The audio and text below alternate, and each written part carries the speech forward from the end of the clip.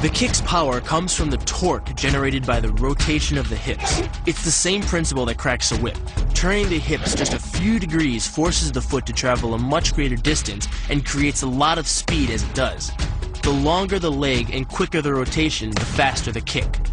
And unlike karate, Muay Thai fighters are also taught to strike with the hard bone of the shin. A Muay Thai kick can generate roughly the same force as a baseball bat, enough to crack a rib. It works like a point of a knife. All the force is magnified by being concentrated in a small, hard area. Even if the elbow doesn't deliver a knockout, it will almost always leave a nasty cut, and often getting in close neutralizes the opponent's weapon advantage. Then, in the clinch, we bring the power of the knee to bear. Unlike the kick, which relies on rotation to create power, the knee gets its power from leverage. Pulling our opponent down as we drive the knee up can deliver up to 2.5 tons of force, enough to lift a car. It's not the arms, but the legs that drive this. Like a piston, the explosive power of the legs is capable of generating hundreds of pounds of force, all to a very vulnerable area, the soft underside of the opponent's jaw. Like the Hanuman move, the flying knee relies on the explosive power of the legs. But rather than spread the power of our blow over two fists, it concentrates it into the spear point of the knee and combines it with the force of gravity. It's the equivalent of hitting our opponent in the chest with a sledgehammer. Works on a concept called the couple. Basically, it's two levers linked at a single fulcrum, the elbow lock. And it doubles the foot-pounds of torque you can generate when compared to a single arm lock. There's more than enough force to flip an opponent to the mat or dislocate his elbow. By using the twisting motion of the torso to drive the strike, the business end of the hardwood fighting stick could quickly accelerate to more than 25 miles per hour. On contact with the skull, the energy is enough to cause a depressed fracture. It's the same injury-producing force as being hit in the temple by a hammer. Mali relies on something called a flexion moment imparted to the neck to do damage. An average man's neck can withstand about a 140 foot-pound flexion moment. Beyond that, soft tissue and even vertebrae can be crushed. By bringing your weight down fast, this move could easily deliver twice that amount of force. And it wouldn't just end a fight. It could leave your opponent paralyzed or dead. Close, the opponent's neck is exposed. But because of the close range, the hand doesn't generate a huge amount of force. It's enough to stun, but probably not enough to cause severe injury. But replace the hand with a weapon, a stick or a knife, as you would in combat, and this could become a kill shot. The kick's power comes from the snap of the knee.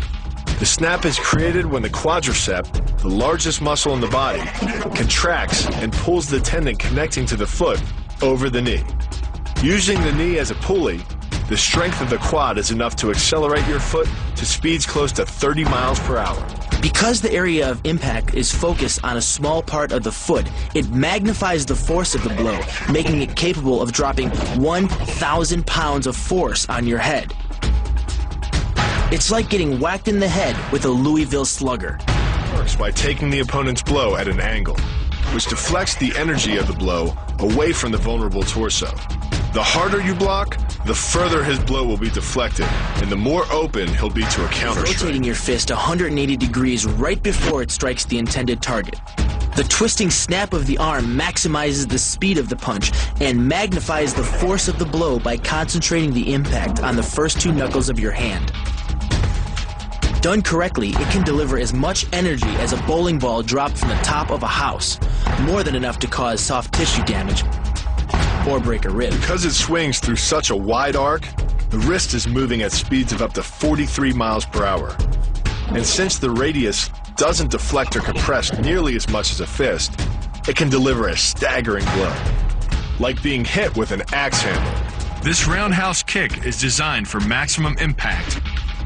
With the powerful muscles of the thigh yanking the tendon over the knee, the foot accelerates from 0 to 21 miles per hour in just 1/3 of a second.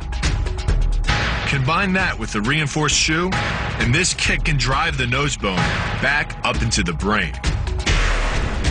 It's aimed at the largest gland in the human body, the liver. A direct hit won't just bring an opponent down. It can rupture the gland, causing severe internal bleeding.